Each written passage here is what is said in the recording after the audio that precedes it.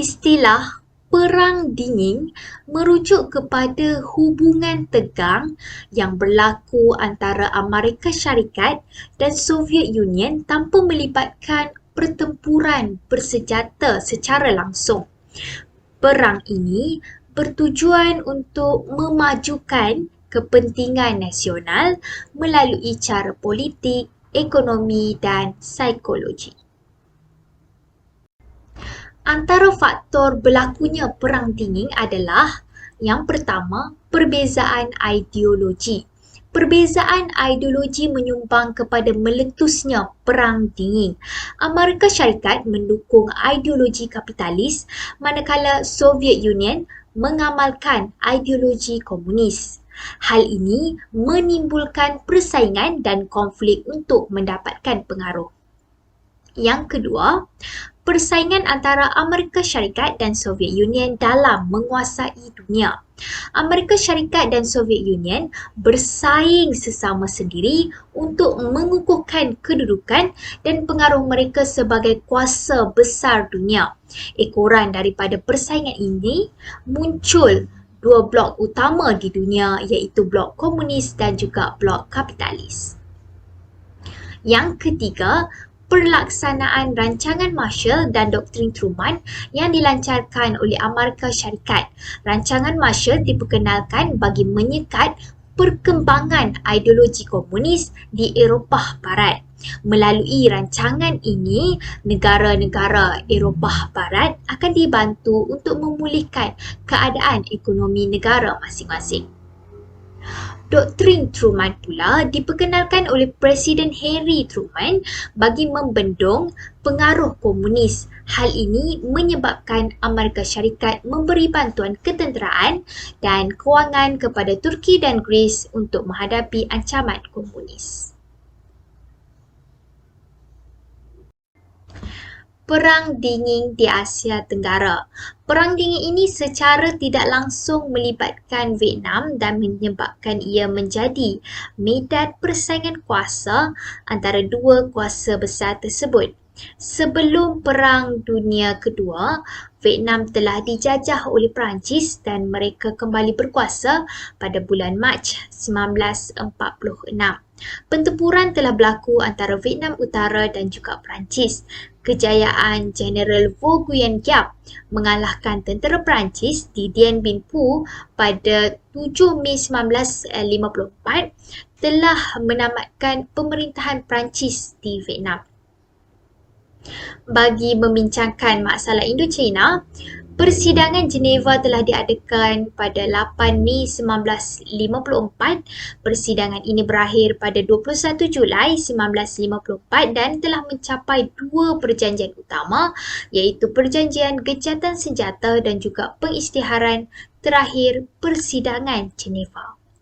Impak persidangan tersebut terhadap Vietnam adalah Vietnam dipisahkan kepada dua bahagian, iaitu Vietnam Utara dan juga Vietnam Selatan berdasarkan garis lintang 17 darjah.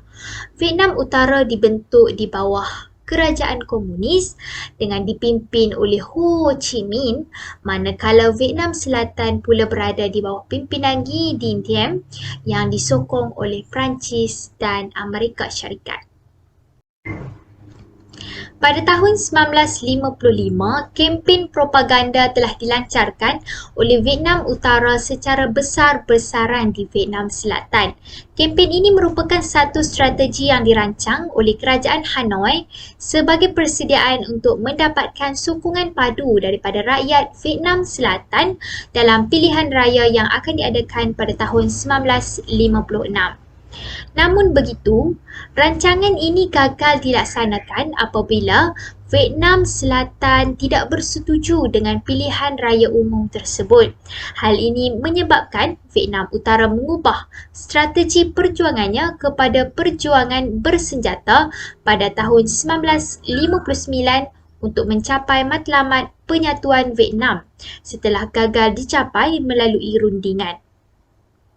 Malah, Parti Revolusi Rakyat yang ditubuhkan pada 1 Januari 1962 juga berfungsi sebagai wakil kerajaan Hanoi untuk mengendalikan pemberontakan di Vietnam Selatan.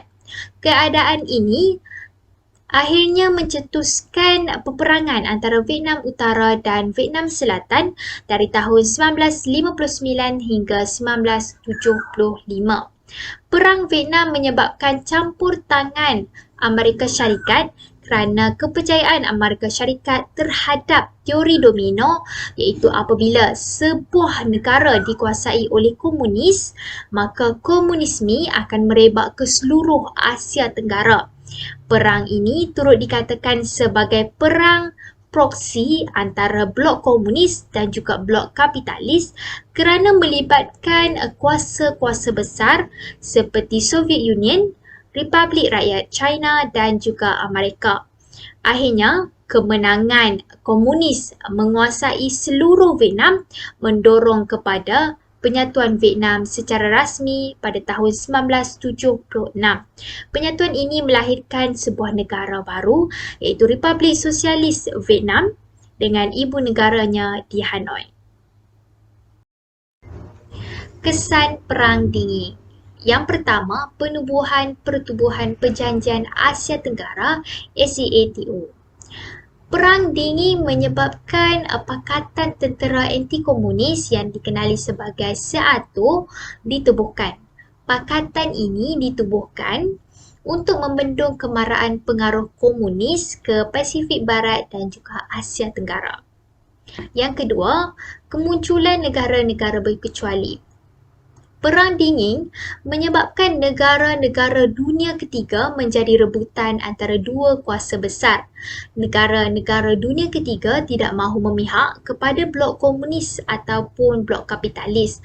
Hal ini seterusnya menyebabkan pergerakan negara-negara berkecuali NAM ditubuhkan. Matlamat utama NAM adalah untuk mengekalkan keamanan dunia tanpa menyokong kepada blok barat ataupun blok komunis. Kesimpulannya, Perang Dingin yang bermula di benua Eropah telah menular ke sebahagian negara di dunia termasuk Asia Tenggara. Pemisahan antara Vietnam Utara dan juga Vietnam Selatan telah mencetuskan peperangan antara mereka iaitu Perang Vietnam.